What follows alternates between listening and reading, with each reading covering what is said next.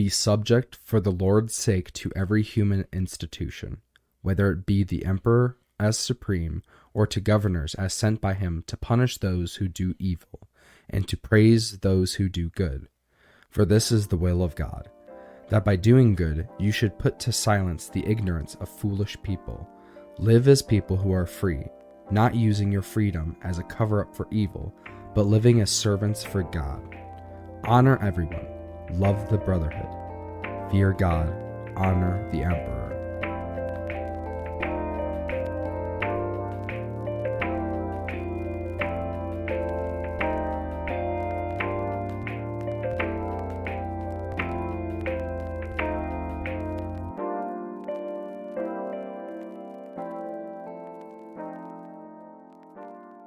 Hello and welcome to episode 11 of Lessons Learned. I'm Dillon. And I'm Evan. And we're going to do things just a little bit differently. We're going to open these episodes with a verse, and then we're going to chat about them a little bit, and we're just going to kind of let that bleed into whatever book we're reading. Right now it's still Maps of Meaning, and it's going to be that way for a little while. But that was actually 1 Peter, 2nd chapter, 13 through 17. Let me actually keep that up for a second. So I think it's really interesting. Specifically, live as people who are free, not using your freedom as a cover-up for evil, but living as servants of God. And before we started, I was reading the NIV version, and it said slaves of God. And I looked at Evan, and I was like, I don't know how many people like this. But he said, read the ESV version. And I did, and it said servants, and I was a lot more happy with that. But I was less concerned about what that meant for me and for Evan, because we know what that means. But I just didn't want it to be a very off-putting way to kind of read a Bible verse. But to kind of elaborate on that, it's talking about serving God, which is really for your benefit, as weird as that kind of sounds. And this kind of goes back to earlier episodes where we talked about looking to God when you're in like a jungle, because he can see everything. He can see the path you need to go. So you're serving God both for his glory, but you're also doing it for your own personal benefit a lot of the times. Mm-hmm. So it's talking about not using your free will just to kind of like cover up things, but to serve God knowing that it's gonna suck a little bit to bring hard things to the light. But more importantly, not only is serving God going to benefit him and is what he commands you to do, but it's majorly going to benefit you. And it's going to help you grow as an individual and develop and so forth. So that verse really just stuck out to me. Yeah. To make the slavery versus servant thing more clear, the NIV version, the one that said slave, NIV is meant to be, it's supposed to get across the point of the Bible more. So it's not as much a literal translation as it's, here's what the original Hebrew or Greek was trying to convey.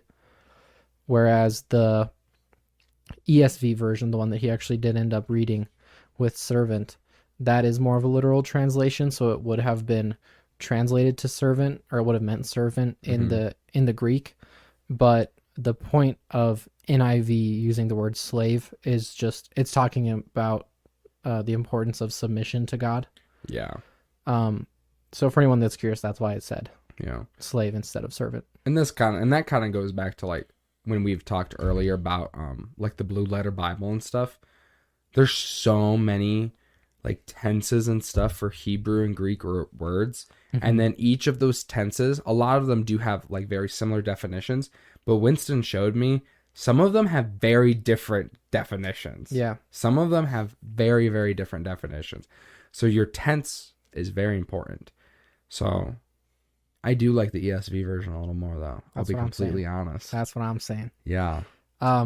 So yeah, I looked around at some verses and we landed on that one because today we're going to be going over the Great Father. Mm-hmm. The title of this section is Images of the Known or Explored Territory.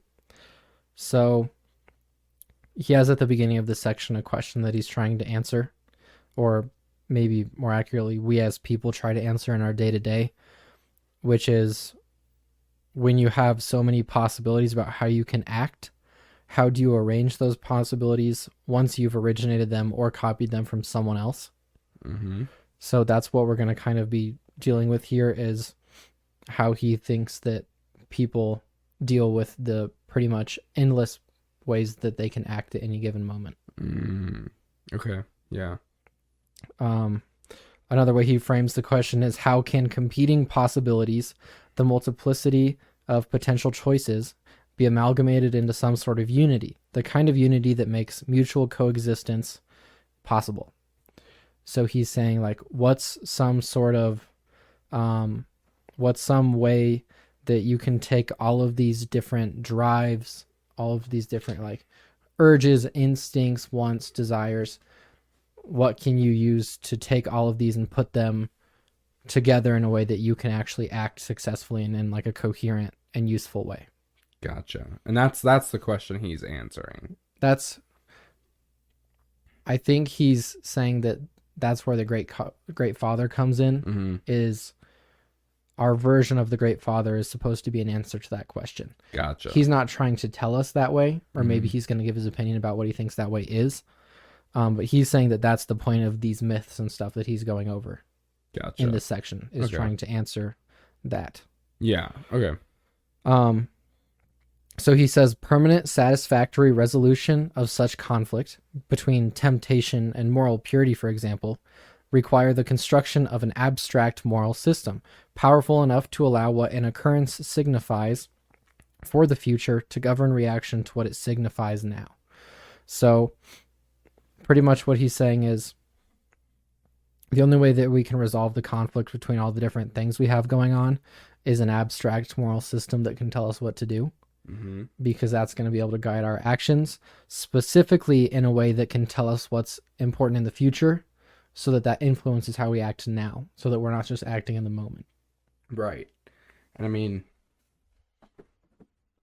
yeah, that's definitely something that I feel like a lot of people put off, is acting for the future, specifically.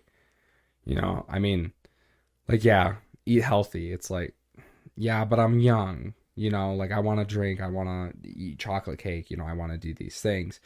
But then at the same time, you're really putting off the effect that has on your future. And that can go all the way to like young you, when you're like, I want to learn this new thing, or I want to do this thing. And then you don't. And then you get older, and then time finally catches up, and you're like, I probably should have learned that thing, because then I would be able to be very good at it by now. But now I have to learn the basics. And it's like, I think we often forget that what we do right now directly impacts future us.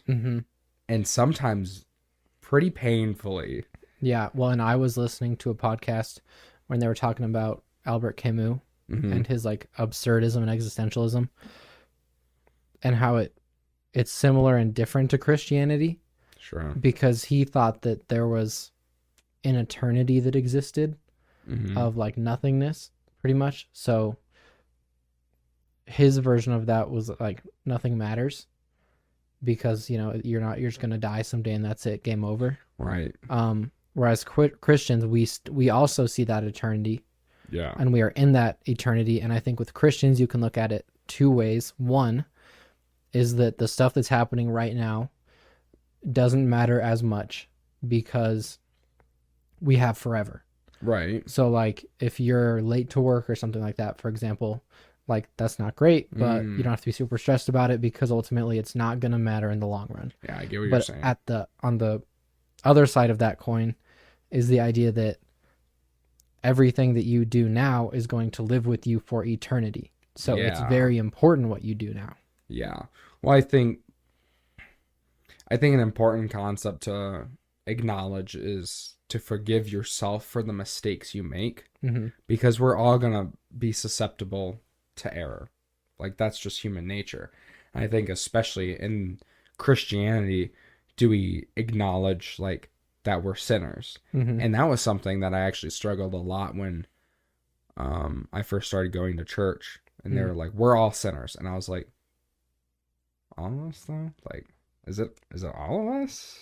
I don't know. I'm pretty good, dude. I'm pretty good. But I think I just struggled with it because it just sounds so harsh. Like we're all sinners, Sure. you know. But the the concept comes from Genesis when Adam and Eve ate the fruit Mm-hmm. and then fell. That's the first sin of humanity. That's the lineage of sinners. That's the lineage of mistakes. Mm-hmm. So, yeah, we're all sinners, and it doesn't inherently mean that every sin you commit is intentional. It Mm-hmm. can be a mistake.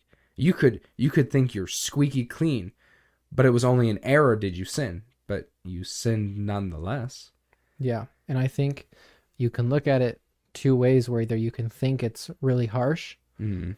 I think especially when you first hear it and don't have as much time to contemplate it maybe and think about it. Mm. I think that's kind of the first reaction.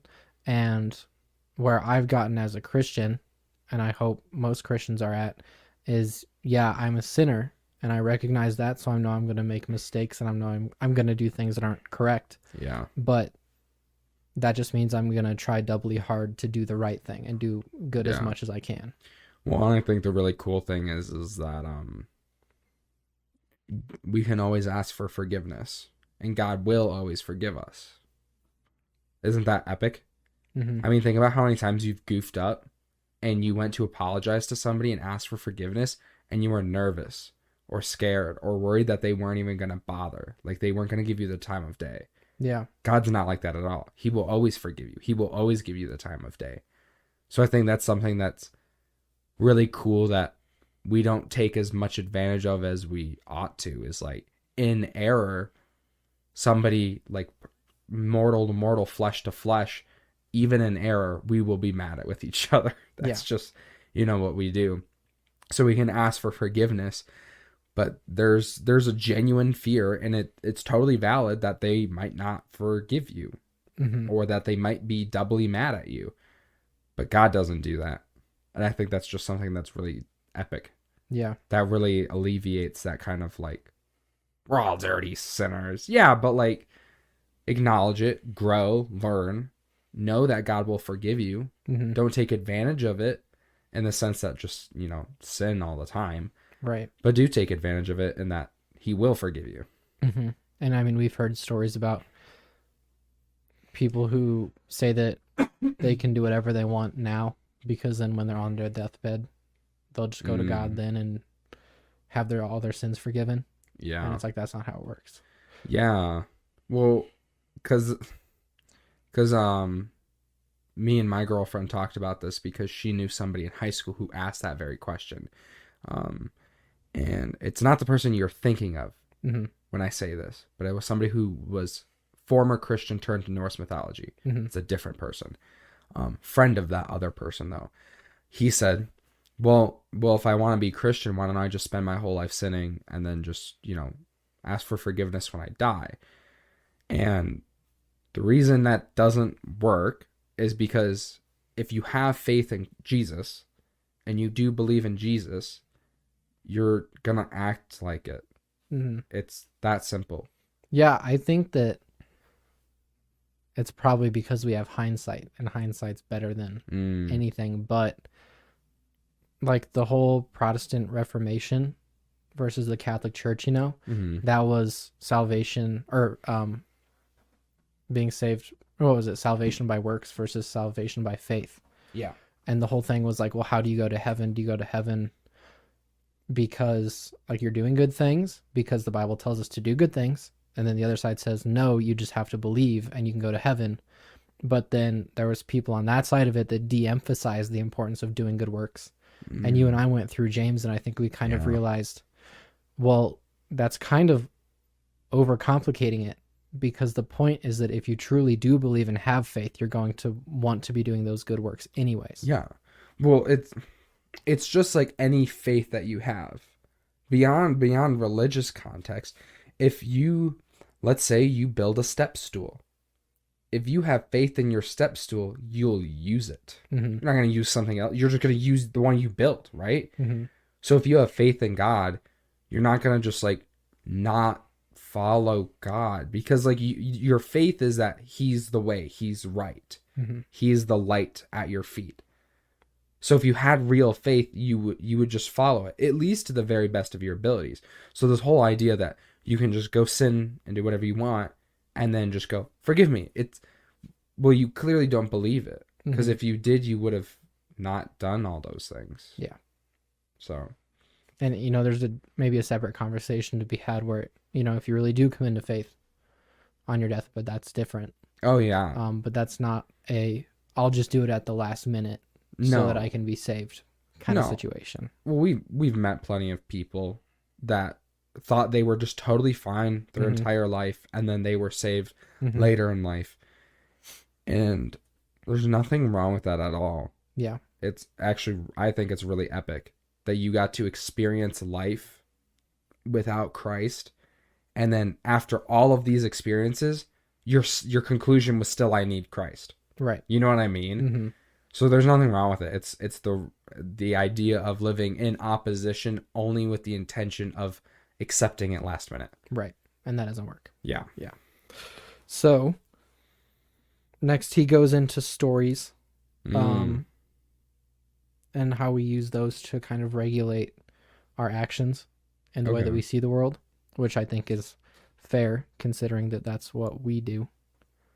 Like if you think of Christianity as a story, that's the thing that regulates our framework. Yeah. And how we see the world.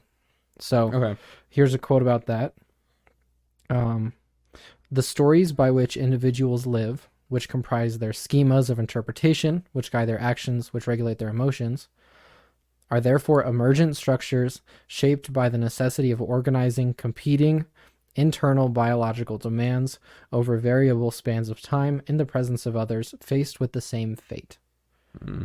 So I disagree with some of this. The stories by which we live, and he gives some examples of what that means.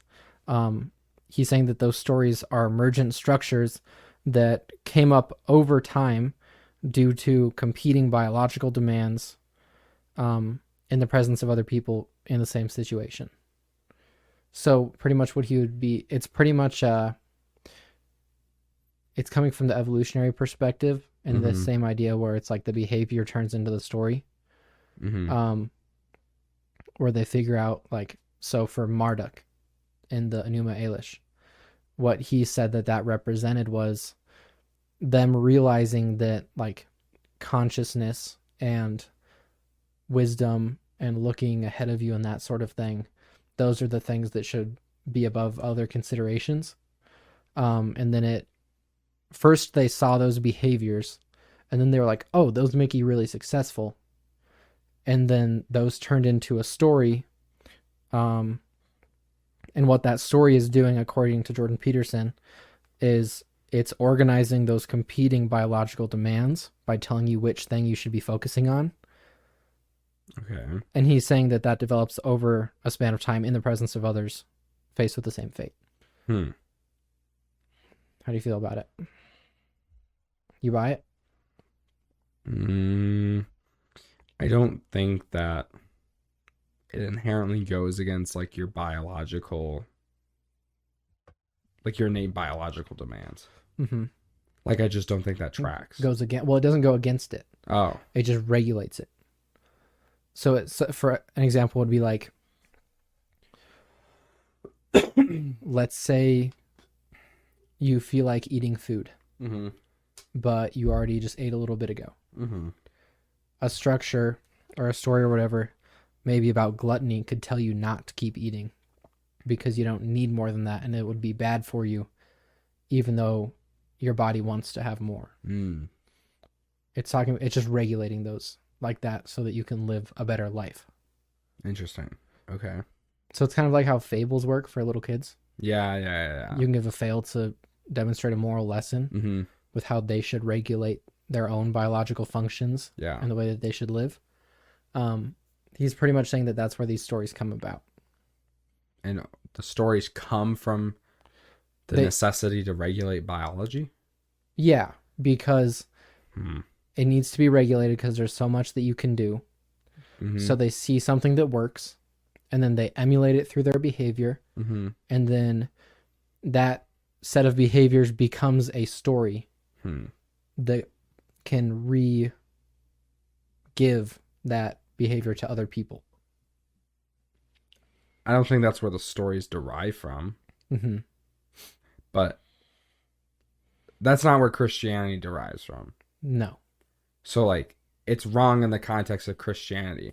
I guess where I'm kind of like wishy-washy is I don't know where the other mythologies would have come from. Yeah, and that's my thing. But I really am just stuck on the whole Tower of Babel concept that Mm-hmm. when the Tower of Babel happened and the one society split into different groups of people, Mm-hmm. and that's why we see varying mythologies across, the world. Yet we see similarities such as a serpent, Mm-hmm. such as described in Genesis chapter 2 or what? Chapter 3. I'll Like, trust you on that. because 2 was Adam and Eve, and then 3 is the fall of man. Okay. Um, like I don't want to be biased because like I don't think we have enough like evidence to suggest that that's the truth Sure. or that that's right. So I don't want to like walk into this conversation with that in mind. But I will say for Christianity that it's not true. Yeah. And I think that's fair especially because he doesn't offer a ton of proof about that. Yeah. I think it's kind of one of those, it's not chronological snobbery where like, you think you're better than the stuff after or before you, but Right. maybe it comes from an evolutionary line of thinking, like an idea of progress, Yeah. that things get, Well, like the way to get better through like societal understanding, is it would get better over time. right? It like builds on itself. And that the best way to do that is through the like entertainment aspect of things, where it's like your free time is like given by choice to these things, which can give you messages that you need to hear to better yourself. Yeah, I think that's just above what people are really capable of. Is turning behaviors into stories? No, you can do that. Well, yeah, but I mean, like, it just doesn't track in my mind that they saw the success of somebody, so then they took that and turned it into an entire mythology, like an entire religion. Before basically. that, the step in between those two is that they emulate those behaviors of the first person, and then everyone's doing those things, and that transforms into a mythology. See, I still don't think that's like a reasonable step, though. And I don't know if I think it is either. Like I said, I think his biggest issue here is he's just not proving it. Right, and I mean, like, think about it. Like, how are you going to go from, like, okay, so these people are successful. Oh, you know how we convey that? Let's make an entire religion around it. I think that just doesn't track for me. I think the issue is, I feel like it has something to do with his idea that before empirical science, they saw everything as containing meaning or like containing motivation in it. Do you remember that stuff from earlier on? Yeah. I think I don't understand the connection all the way, but it should have something to do with that. I guess, but like, and I think you can see the like writing a fable, yeah, to show a moral, right? Yeah, absolutely. But I think that even though you can see it there, that's not proof that it would happen for a religion, right? So I mean, we can look at more modern examples of religion.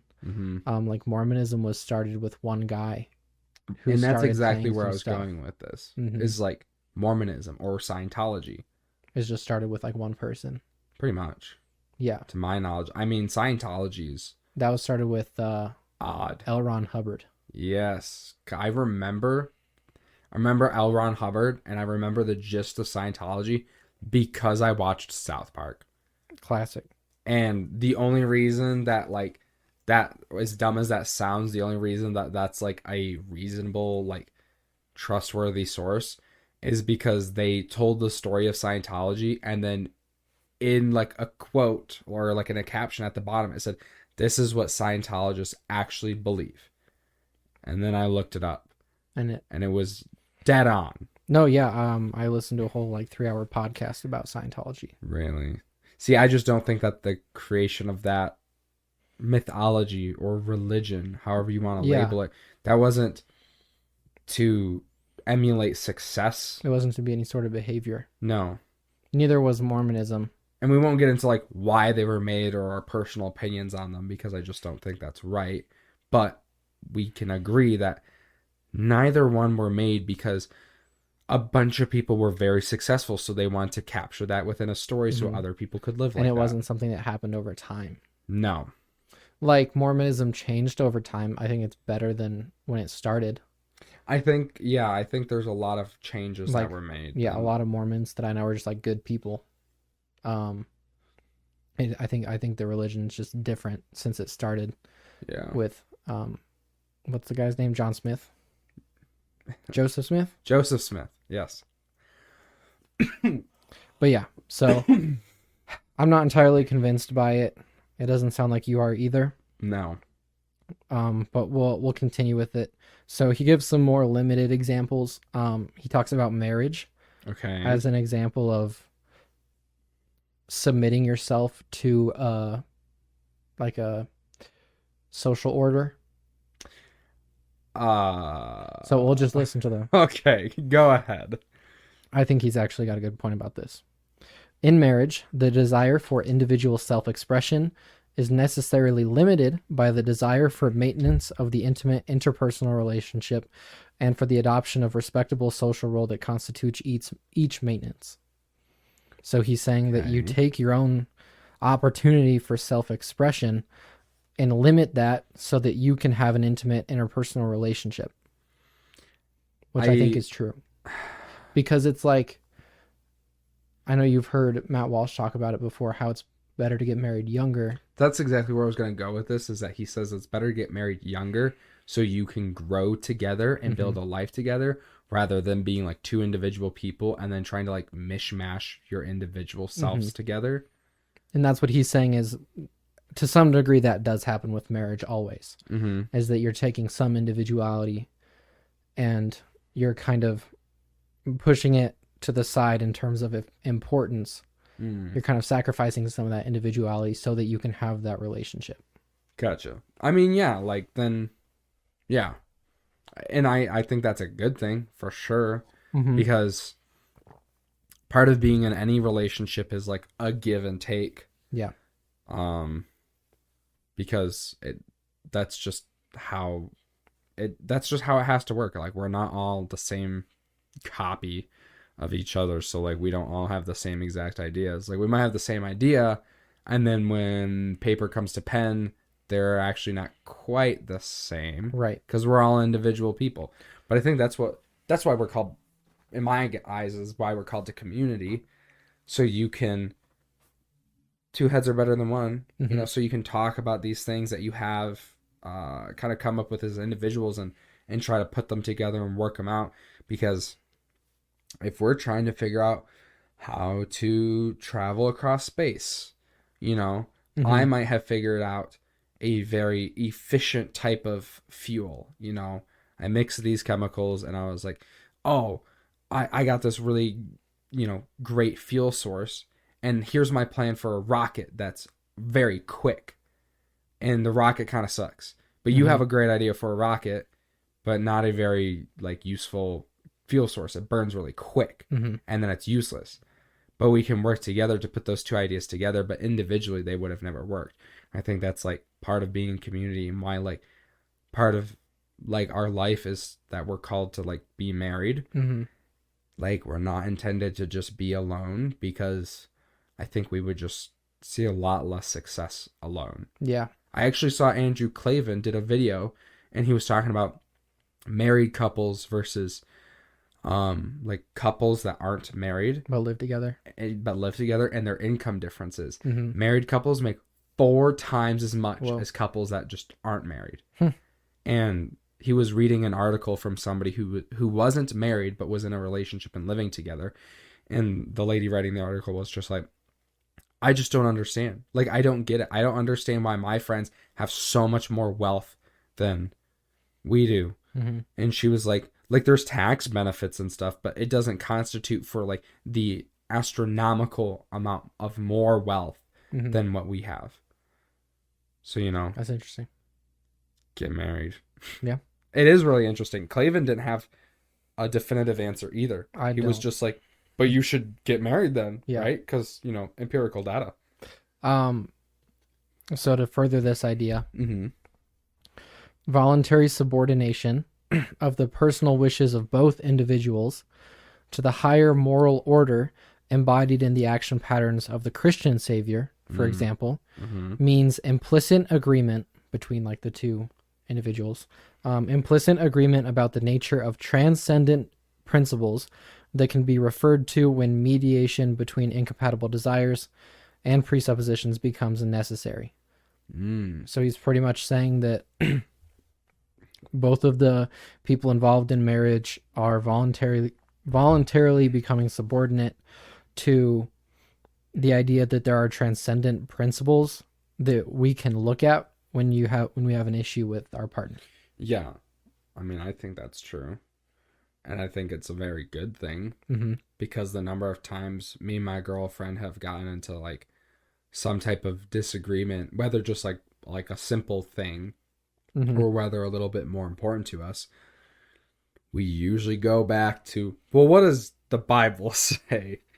And I think it's incredibly helpful because not only does it like guide us in how we should like carry ourselves through the conversation as like individuals, but like what the importance of the whole conversation is. Because it's kind of like what we talked about last episode, where it's like there's no point in going into the unknown if you're unwilling to admit that you could be wrong. There's no point. So there's no point of going into a conversation starting with a disagreement if you're unwilling to admit that you could be wrong. And I think to connect it to his point here, he would say that someone that's willing to be wrong is accepting the notion that truth is transcendental maybe to your own beliefs. So you're submitting yourself to the idea that maybe you don't know the truth always, and you could be wrong sometimes. But because you are subordinate to that, you are better off for it. You definitely are. You definitely are. I have yet to meet somebody who thinks they have all the answers and to actually like hear what they think come out of their mouth and go like, oh yeah, that guy's got all the answers. Usually it's the person that's like, oh, I don't know that much. And then they open their mouth and you're like, dude, you're like Einstein, but you aren't famous. And that's a shame because you're brilliant. I think you know who I'm talking about there. Yeah. Very cool guy. So yeah, you got the marriage thing down? Yeah, I mean, he's pretty much could be married right now. Oh. Yeah, I got it down. Ring, finger, boom. Done. Yep. Marriage down. Cool. Yeah. That's what the certificate's for. Yeah. It's to acknowledge that you understand. Ring, finger, boom, down. So he talks about marriage as just an example of how it works for a culture. So that's that abstract moral system where it's the same way in a society, where if you want to have a functional one, then you have everybody in it subordinate to certain ideas, just like you are in a marriage. And I think that connects quite a bit to today, because we have, to oversimplify it probably, two main camps of people that are subordinate to different ideals. And those are clashing together. Where one, I would say, you could call it the individual maybe, or the self. Yeah. One is subordinate to the self. Yep. And the other is subordinate to, I don't know, what would you want to call it? You could say probably a couple different things. For us, it would be God. Yeah. That's kind of just where my mind goes is, God. So we'll stick with that then. Yeah. I think for the context of what this show is, Mm-hmm. as it is us talking about things, I Yeah. think that's okay to say. Yeah. So yeah, I mean, you can just, and then there's, I mean, you can say that there's more than two. Obviously, there's going to Well, be quite a few, but Judaism's the same God. right. Well, my point is, you can have people that are subordinate to money, subordinate to all these different things. Higher but, power. Mm-hmm. Does that encompass what you wanted it to? Like subordinate to a Some higher are power. subordinate to themselves and some are subordinate to a higher power. Yeah, that's a good way you could put it. Okay, then let's do that. Yeah. I think that the self one is probably more unprecedented, Mm-hmm. historically speaking. Well, it definitely is. But yeah, those are probably two good general ones. Yeah, well, I think that goes back to we were talking about The Rise and Triumph of the Modern Self by Carl Trueman. You can go pick it up at Barnes and Nobles. We're not a sponsor. It's just a good book. Yep. I have to cough. Hang on. That's talking about like poeticism and what is it? Memeticism? Mimeticism? Are they isms? Well, it's poetic and memetic, right? But you can say poeticism. Can you not? I'll look it up. He's You can keep looking going. it up. While he's looking it up, I'm going to keep explaining my thing. Oh, it's mimesis and poiesis. Okay. Poiesis. So, I mean, what you just explained was poiesis and Mimesis. mimesis. The worship of the self and the worship of higher power. But that higher power, I would argue, is just looking to your community. Mm-hmm. Like ultimately, like whatever your community is. Yeah, I mean, it's kind of where you find meaning, right? Yeah, exactly. Whether you can find it in yourself or whether you find it among your community. Right. So, in looking to yourself for all of the answers is like a surefire way to know nothing. Mm. What is you gonna tell you that you don't know? Sure. It's just a circle of just like you're talking to a brick wall. Like, Mm-hmm. I mean, I think thinking and spending time in solitude, outside of spending time in solitude to build a better relationship with God, thinking independently in solitude, whether that's like with music, whether that's like having like a drink, but just being alone and thinking is very important. But ultimately, it's not until you bring those thoughts outside of yourself that you finally get some like answers or confirmation or maybe rejection Mm-hmm. and the right answer, you know? Mm-hmm. Like, so looking at you to answer you because you are confused about something that you want to know isn't going to provide an answer. Which is why, I mean, even when people do that, they still have to look to other people. Yeah. Something that Truman talks about in the book is that a self can't exist without others Yeah. to exist, not in opposition to in an adverse sense, Mm-hmm. but in opposition since they are not that person. Yeah. Well, So like you can only have an identity yeah. in contrast to other people's identities. Yeah. Well, I would make a connection from cigars, but I know it's like less than 1% of the population smokes cigars. Mm-hmm. So I'll make a contrast with chocolate.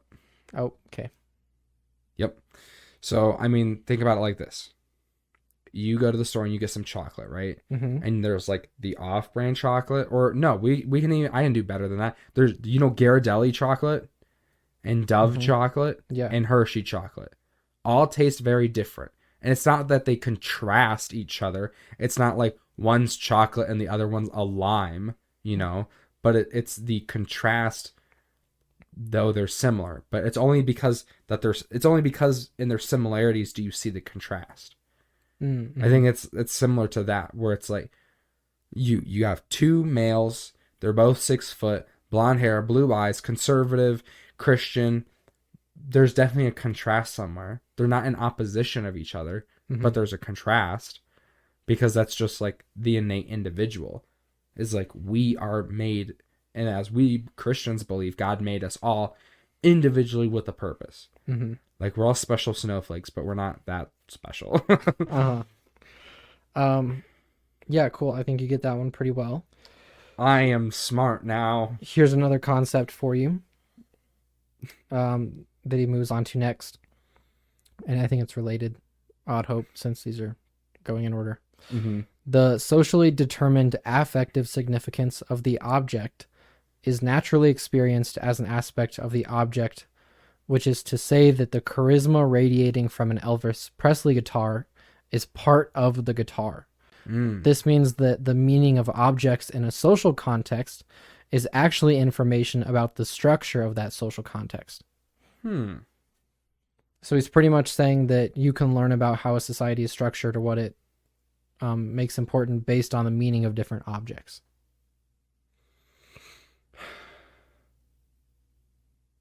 Yeah, I think so. And I think you can see it maybe, I don't know, you can see it in churches. Sure. Some churches have crosses pretty much everywhere, some don't. Yeah. Well, and some have the crucifixion of Jesus on the cross. Right. And some don't have that. Yeah. So you can see that there's something different about the structures based on that fact. Well, I was going to say something completely different. Go for it. Well, I was going to say it's kind of like in video games. That's better. Where like Fallout 4, the currency is bottle caps. Mm-hmm. But for us, it's not. It is the American dollar. Yeah. And then quarters and dimes. But in this economy, they're kind of pointless at this, they're all at pennies. this stage. Yeah, they're all pennies. So that society, it says something about the society and its structure and what it values when its currency is literally bottle caps, like pop bottle caps. Mm-hmm. Like, I think you can do that with a lot of different things. And I think that's what is really cool about world building within like video games and movies and stuff. Yeah. Is like, what do these people value? You know what I mean? Mm-hmm. So then it like begs the question, like, well, what's wrong with like actual currency? Like why in Fallout 4 is it bottle caps and not like $1? Because there's dollars in the game. You can pick them up. I have way too many of them because I think at some point somebody's going to ask for them and then I'll be glad I have them. But never happens. Never has happened so far. So far. You don't know that.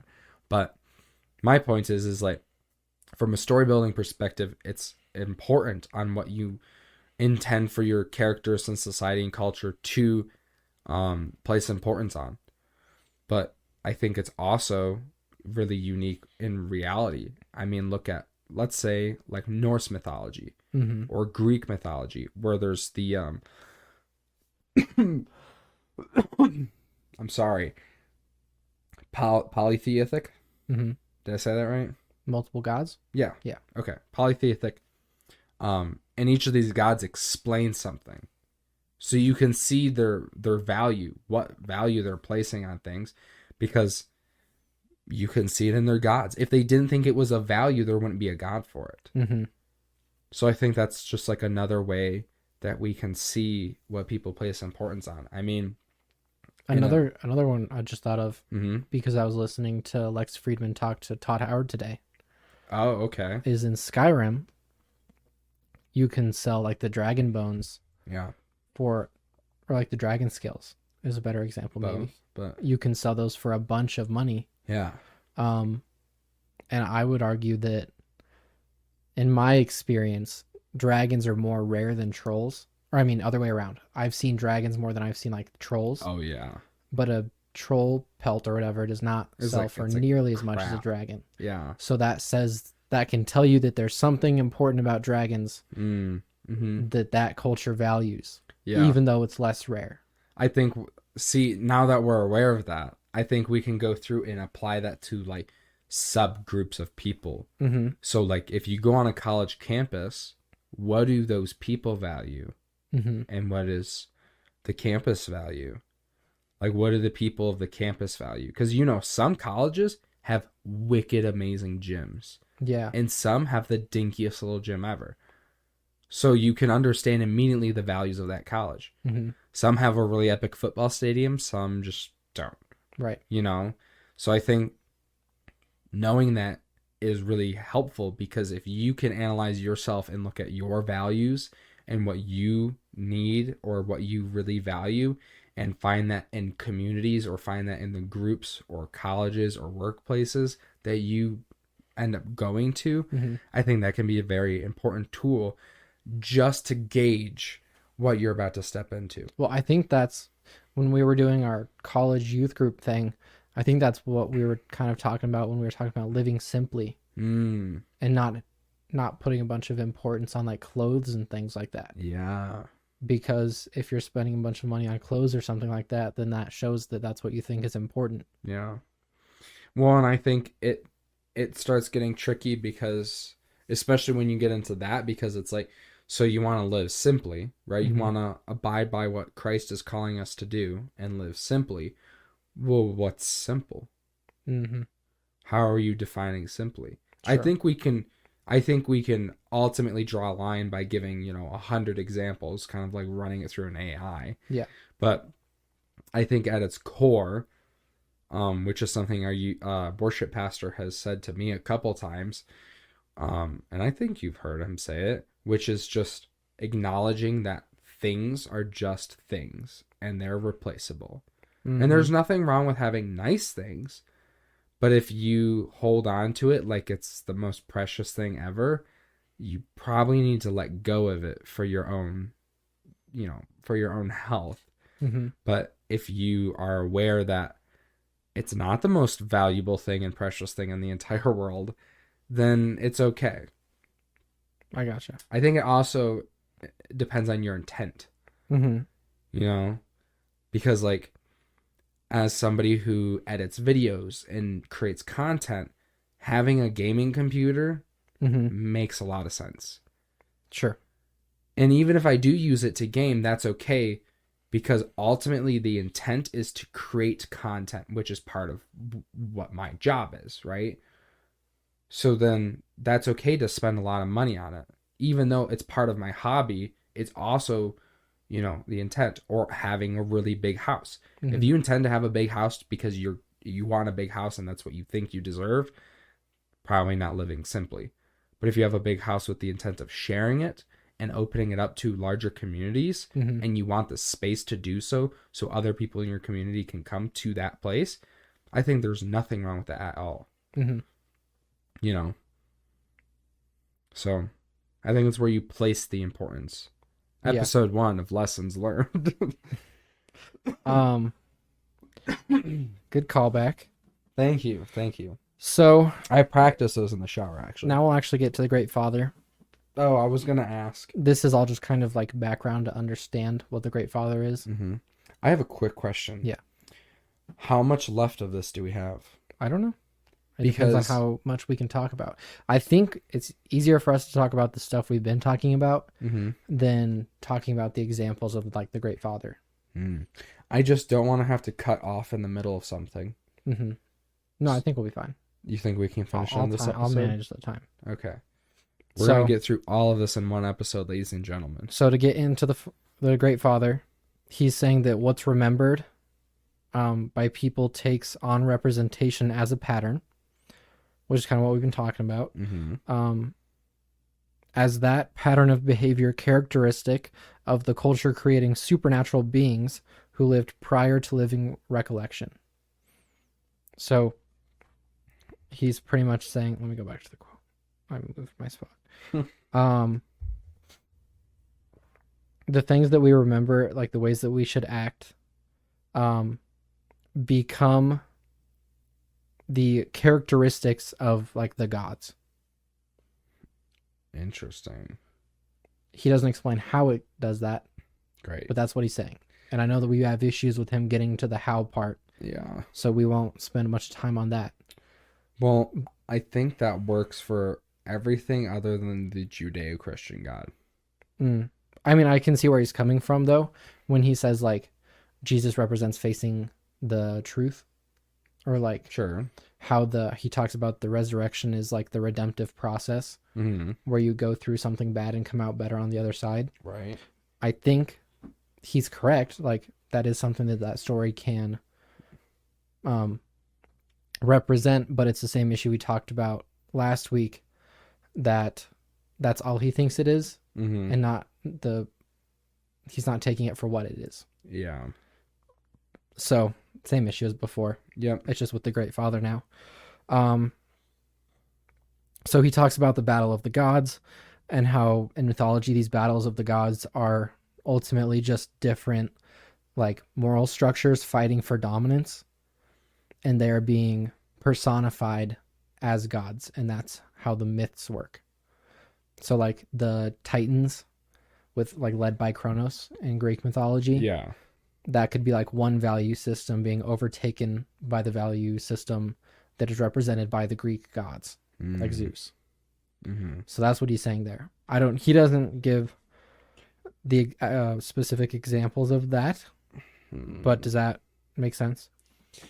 Yeah, I mean, He gives a non-mythological answer or example. I guess my own, like, I get it. I get it. Mm-hmm. I guess my problem is in Norse mythology, because they have a similar structure. Mm-hmm.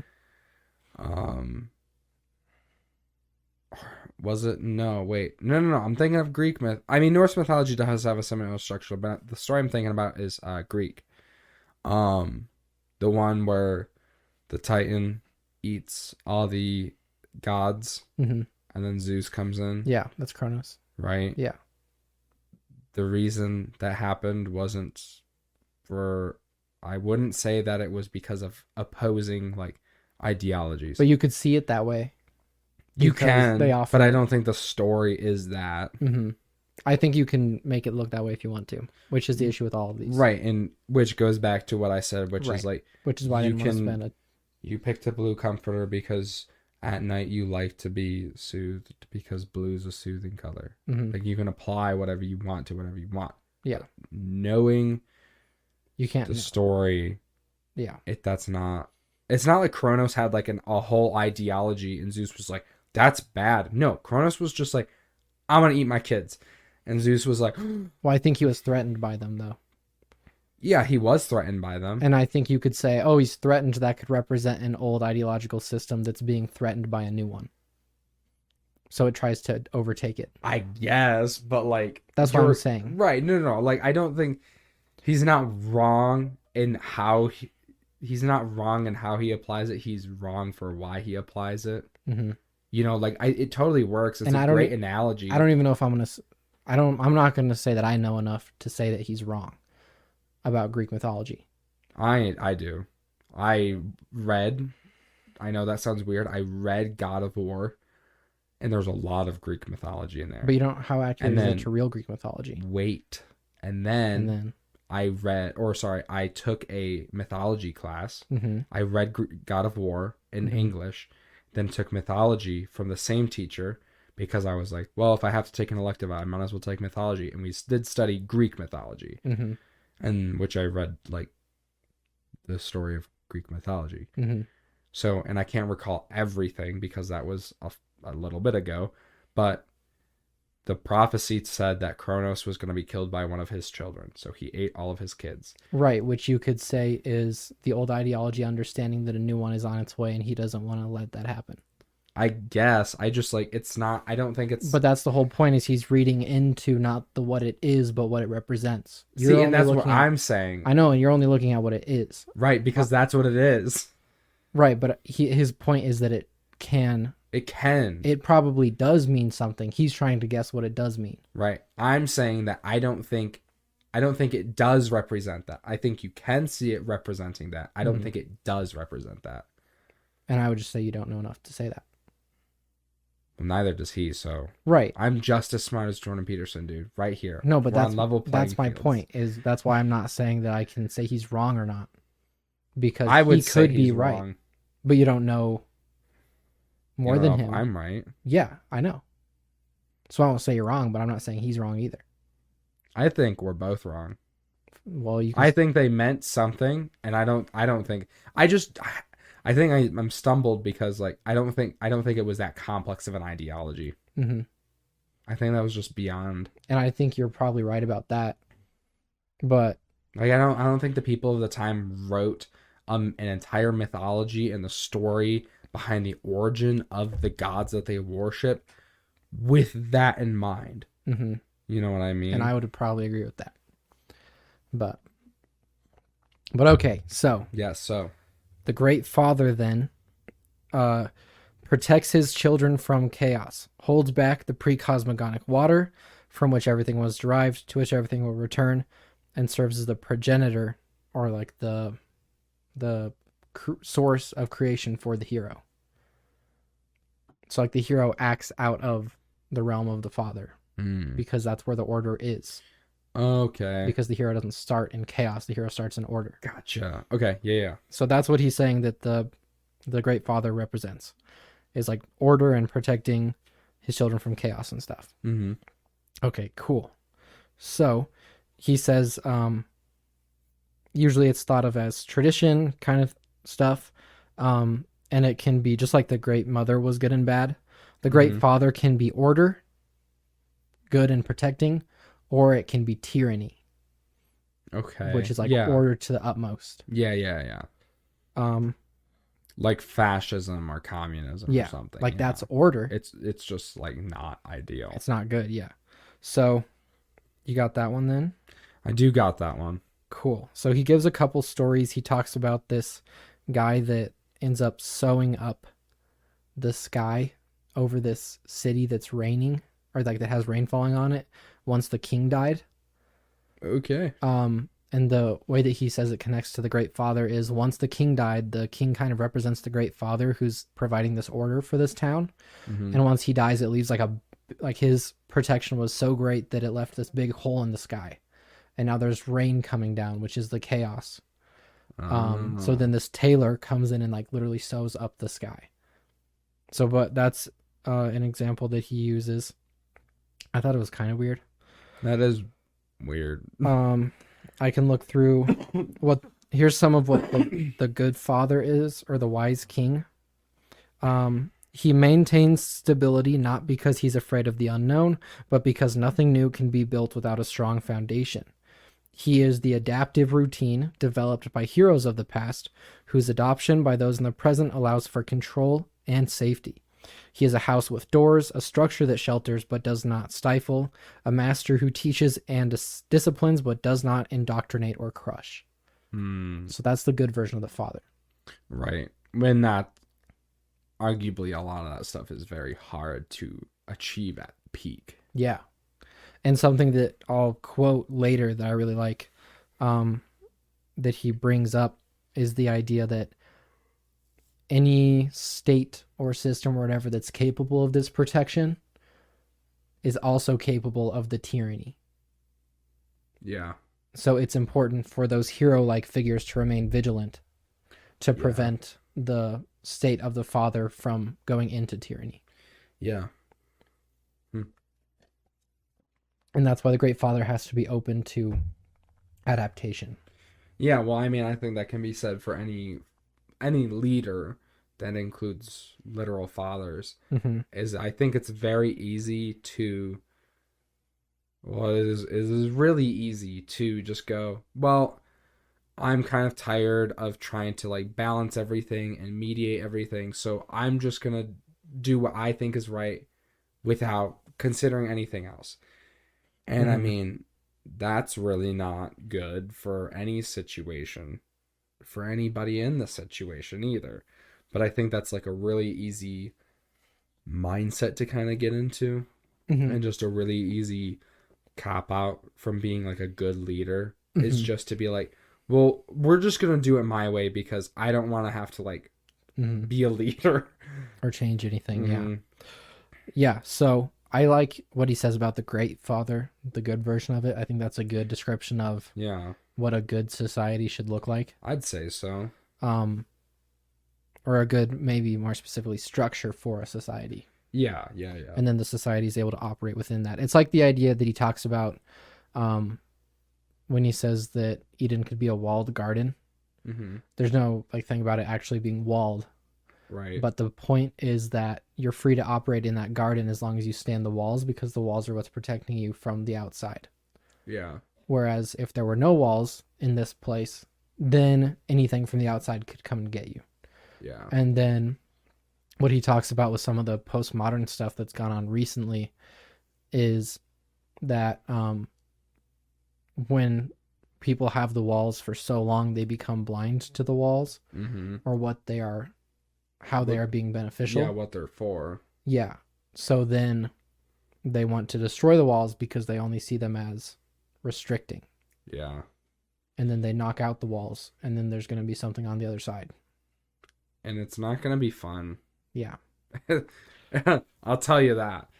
So that's kind of that's that stuff. He talks about the Bible.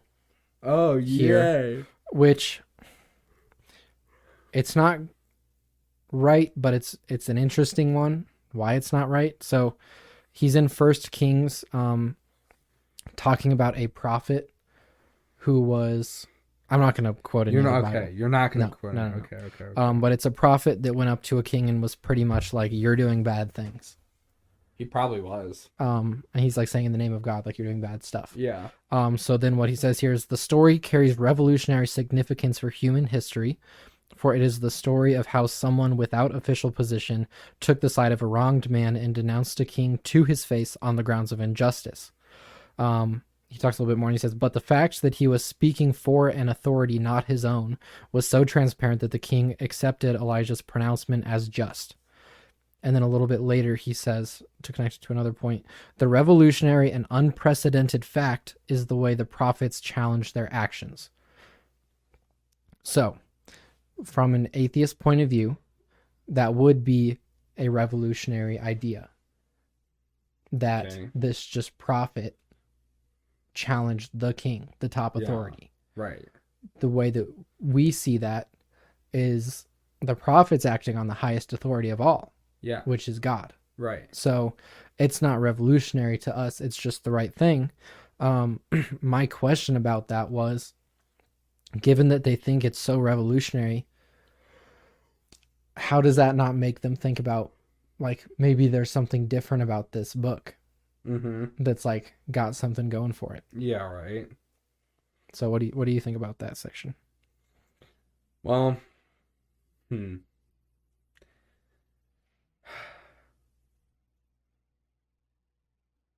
I mean, okay. I'm just trying to come to words. I yawned a lot, and then I was kind of being self-conscious about how many times I just yawned, to be honest with you. Right. Understandable.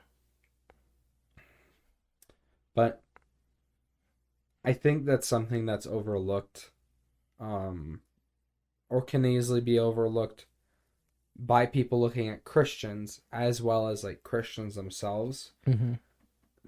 Sometimes I feel like God being the highest authority is hard to kind of keep in retrospect, because when you're here on earth doing like mortal, human, touchy, tangible things all the time, it's really hard to just kind of like go, well, God's the highest power of them all. And especially as somebody who doesn't actually try to keep that in mind, like when you're looking at that from like a non-Christian standpoint, it's like, well, what's their intention? Like, what's their motivation behind this? Like, I think that's something that you could probably see in like a job, an office job position, where like somebody's talking with their boss with like maybe some gusto or some a little bit more fire under their words than like somebody else would. And everybody else, like people who aren't Christian, are like, that's the boss, you can't talk to him like that. Yeah. Whereas like that Christian's like, well, no, God's the highest power. This is just some other guy that God also made and loves.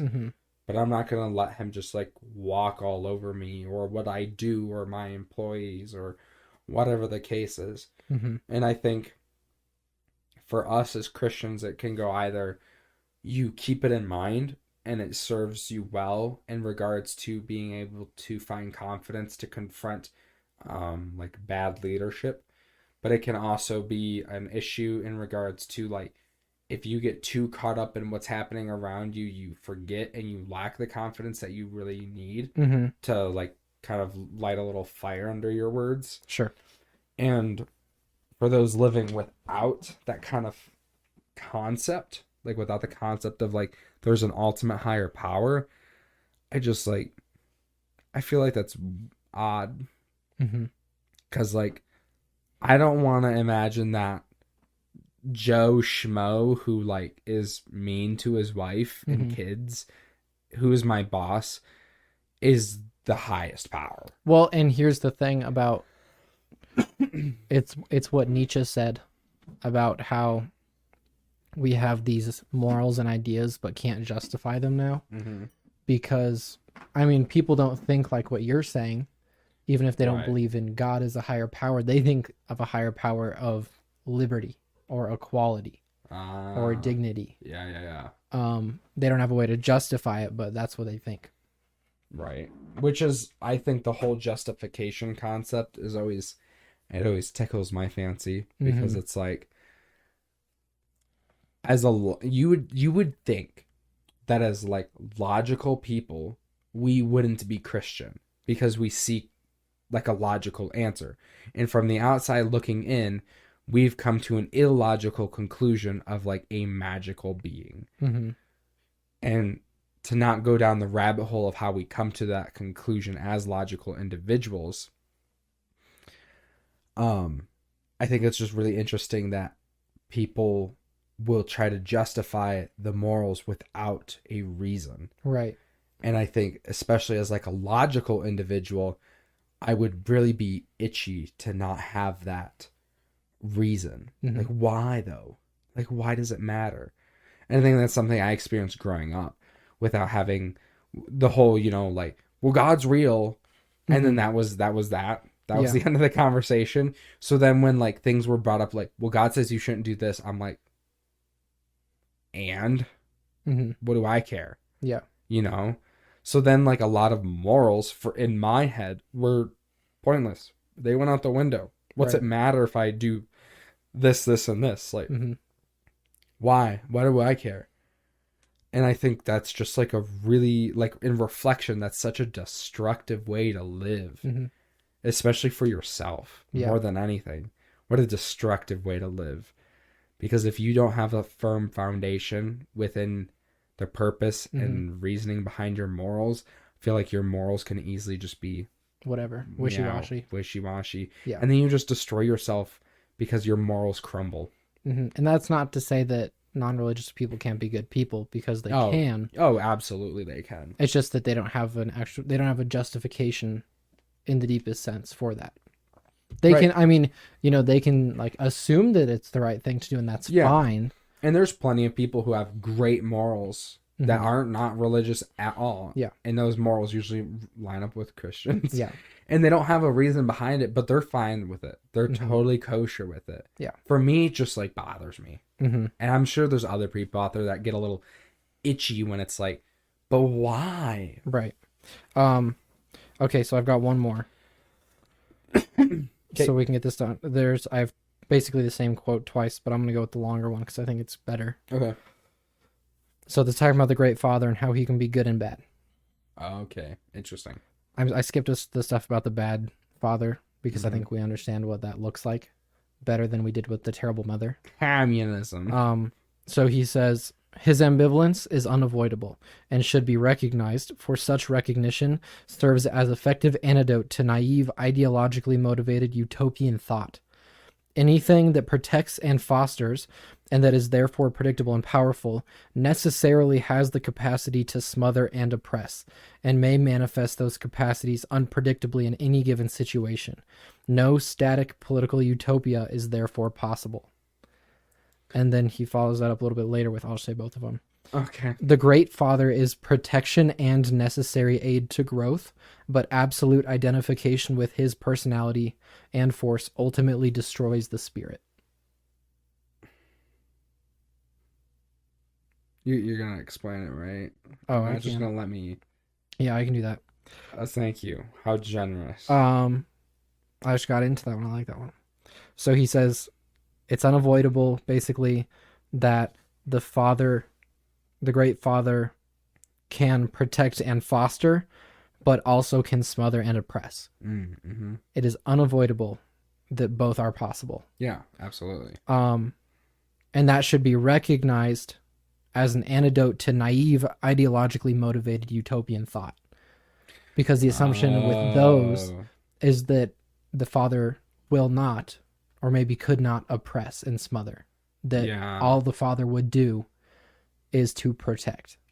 Dude, that is a really good quote. I know. Wow, okay. And then the second one's more at a personal level instead of political. Mm-hmm. It's necessary. The Great Father is necessary to aid growth, but if you're only identifying with that tradition and like stasis, then that'll ultimately destroy the spirit, Yeah. because then there can be no growth So because you're not changing. that really makes me think about, because it says the father. Mhm. So my initial thought, of course, is being a daughter. No, I'm kidding. It's the father. Yeah. The role of a father. It's really interesting because, like, I know there's strong ladies out there, but biologically, you're not going to be a stronger lady than your man is going to be a stronger man. Mm-hmm. It's just not going to work that way. So, like, at their core, a man, the father of a house, you know, wife, kids, Mm-hmm. they are the strongest. It might not be the smartest, you know, give or take on who's the smartest in the relationship, but the strongest, absolutely. Mm-hmm. And with physical strength comes just overall ruling. So the father has absolutely 100% the ability to protect that family.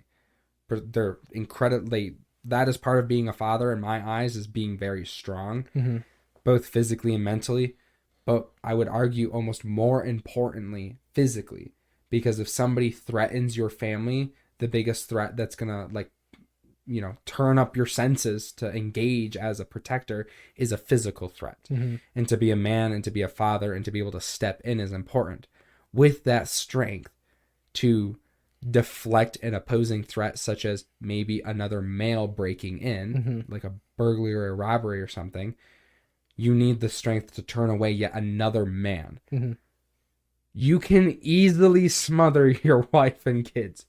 Not a shadow of doubt in my mind that can happen. Mm-hmm. So I think that's why it's important to have a really good value system and to have a good faith, such as like believing in God, because God calls you to do the very things that you could do but would be horribly evil, like beat your wife and kids, Mm-hmm. or just, you know, use physical threats. I mean, like, you don't have to beat your wife and kids. Like, it is very clear who's strong. Mm-hmm. It is crystal clear. I'm sure you remember being little. Mm-hmm. It was crystal clear that your dad was much stronger than you. Mm-hmm. It just is. So you don't even need to make a physical threat. It is just present. So that not only do your morals as a Christian or whatever value system you have keeps you in check from acting out evilly, but I think more importantly, having a good community, such as a great wife who also holds those values Mm-hmm. and can kind of help keep you in check. Mm-hmm. So Jordan Peterson talks about Beauty and the Beast being like the best feminine story or myth, Mm-hmm. because he sees kind of the archetypal role of the female to like tame the man Mm-hmm. from like being a beast Sure. into being something that's like civilized. Sure. And I think that's kind of what you're getting at there. Well, And well, I also wanted to point out mm-hmm. that he also talks about the importance of becoming dangerous Yes. and knowing that you're dangerous Yes. so that you don't actually act dangerously. Right. And that's where I was going to go with that is I think part of being a wife and part of being a female in a relationship is knowing that the man is going to be the more aggressive individual. He's going to be the protector. It's just built into us. The way that being the wife, being the mom, is the nurturing aspect of things. Mm-hmm. And I think that there's a check and balance, because at the same time, if the woman's too coddling to the kids, that's not healthy either. Right. The man's got to put a little fire under her, Mhm. you know, be like, hey, we can't just coddle them. They fall and cry. They got to pick themselves up. We can't just, Are you okay, baby? No, this is the 5th time you fell this week. Like, suck it up, Buttercup. Like, come on. So I think it's wrong to. I don't think he's wrong in the sense that Beauty and the Beast is a good representation of what he said. I don't think it's right to live that way. I don't think that it's the woman's job to tame the man. But she's saying that's like the ultimate hero myth kind of for the woman. Like he's saying that that's like the archetype of what a woman can do. Okay, yeah, sure. And I don't know if he's changed his views on that. I think that's a few years old, but I don't think that's a good way for us to live. No. Like, I don't think as men we should rely on our. No, and I'm not female saying that's what counterpart. it is. Like, we Right. obviously do our best, but they're going to have to understand that, like you said, we're aggressive and don't think sometimes, Yeah. and we'll do dumb stuff. And that's Oh, not yeah. even like the abusive direction, is just as much as it's like, I'm going to go like punch this guy because he Yeah. said something that I didn't like. He said something dumb, so I'm going to go pop his jaw. Yeah. And it's like, no, you can't do that. No, right.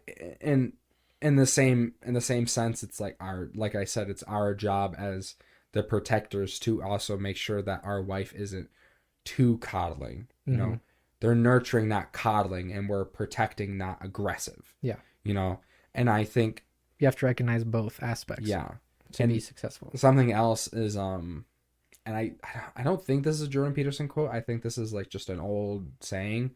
But maybe it is a Jordan Peterson quote. But it's again, I'm paraphrasing because I'm bad with memorizing word for word. But it's a man who is harmless is no threat at all. He's not dangerous.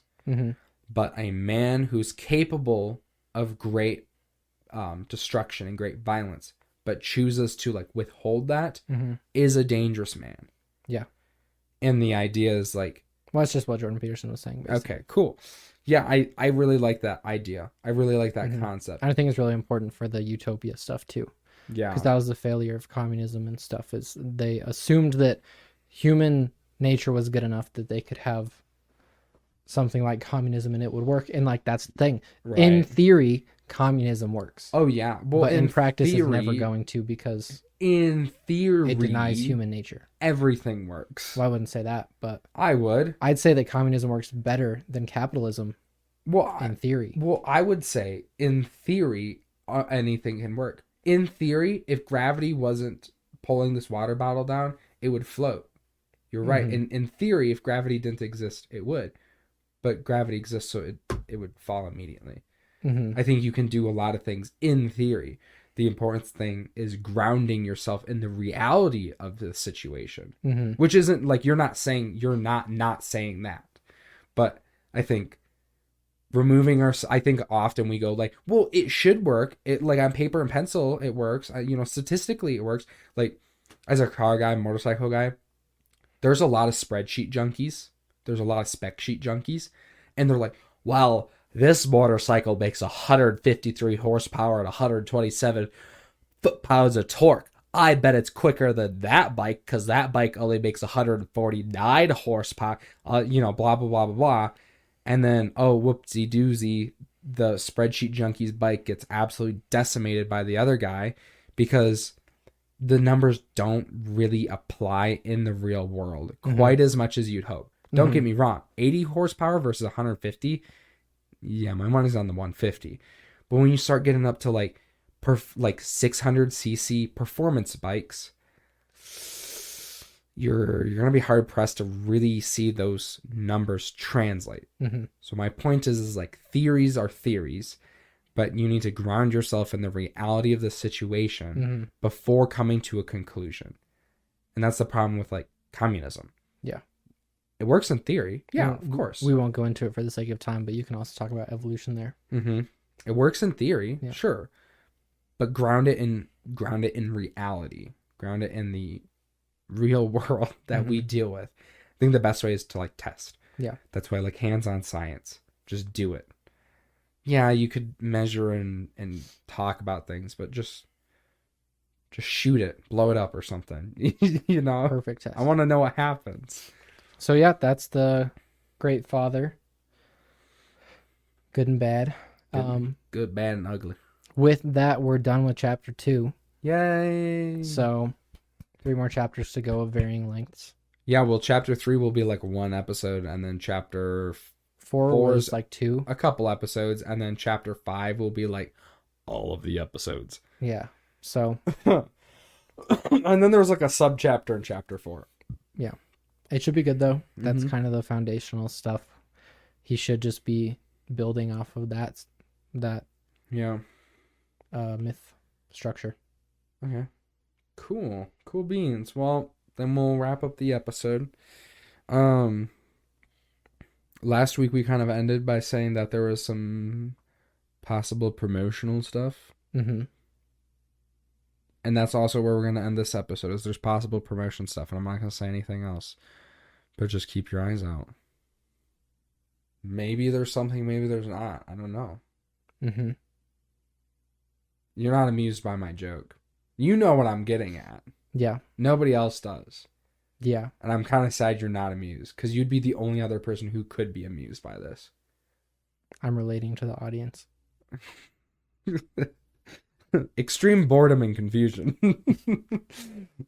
Which is what most of our comments these days are. What are you talking about? I don't know. Click the link. All right.